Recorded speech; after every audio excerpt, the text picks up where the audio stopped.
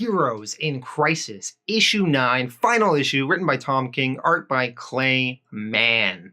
So this was a very controversial miniseries event comic. Lots of people not liking it, not liking the direction. Most people, I think, are hate reading this book. Or, it's such an important book for DC. Tom King's on it. They got to read it, but they're not liking it. And I think a lot of people are happy this event's over. A lot of people not liking this storyline. I've been pretty mixed on it. I've been leaning more towards on the negative side myself as well. I was very curious to see how we're going to wrap all this up. Well, let's dive into the story. So Blue Beetle, Booster Gold, Harley Quinn, and Batgirl arrive at Sanctuary, and they see Poison Ivy there and the two Wally Wests. So first of all, explaining what happened to Poison Ivy. So Poison Ivy died when Wally West sort of grew angry and frustrated and accidentally sort of blew up Sanctuary and killed everyone there, and she died.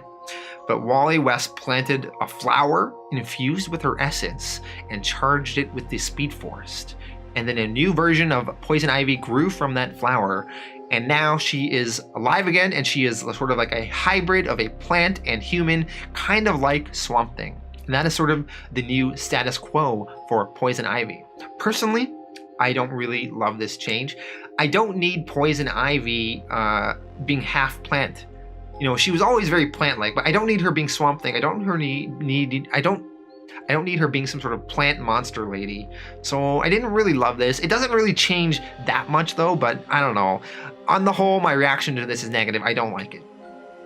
So then we have these two Wally Wests, and they are talking to each other, and they're trying to sort of figure out their way out of this whole situation. And I guess the one Wally West is supposed to die because he's been killed, but then there was some time travel. It's very confusing.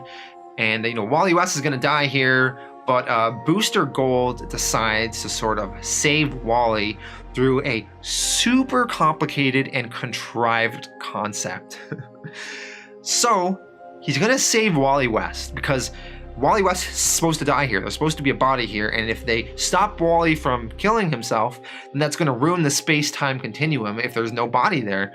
So in order to solve this, Booster Gold is going to travel to the 25th century, where he's from, using his time travel. He's going to find a clone of Wally West's Flash's body that's like 5 days old, and he's going to return to the past, place the body there for everyone to find, and thus Wally West will survive, but the space-time continuum will be safe because the time loop has completed. Did you get that?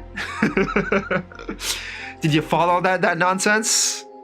Okay, doesn't matter. That's what happened. Moving on. So Wally West, now not going to die, now being saved, he turns himself into Batman and Wonder Woman and Superman for all his crimes at Sanctuary and all the deaths on his hands, and he's going to take responsibility for his actions. So that's sort of where we leave Wally West off at the end of this series. Now the series does sort of end on a slightly positive note because Wally West's actions in exposing Sanctuary's existence to the world has brought more heroes to Sanctuary to sort of have their safe haven to spill their secrets and relieve any potential stresses they may have on the job. So we see all sorts of new testimonials from various other heroes sort of going to Sanctuary. So we see the various Green Lanterns, we have Aquaman, Zatanna, Martian Manhunter, even very omnipotent beings like the Spectre is there.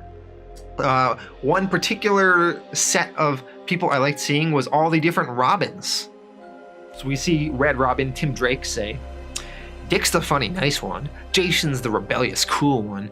Damian's the cute one.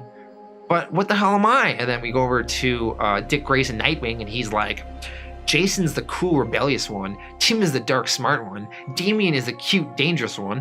What the hell am I? And then we go over to Jason Todd, Red Hood, and he's like, Dick's the funny, nice one. Tim's the smart, loyal one.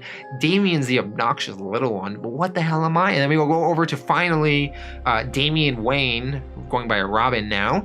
And he's just like, I'm fine. Why? What did they say? So, kind of funny seeing how all the different Robins see each other. So anyway, that is sort of how the issue ends. The heroes are going back to Sanctuary, and, Wally West is in jail, and Poison Ivy is now half plant, half woman. So that is how Heroes in Crisis ends. I did not love the Poison Ivy status quo change of her being like a plant monster now or something. I don't love that Wally West killed all these people and is now in jail, although we'll have to see where the fallout of that ends up going. I thought the artwork was spectacular throughout this whole thing, though. I thought the concept of Sanctuary as like a place for therapy for heroes to sort of be able to work out their issues was kind of interesting.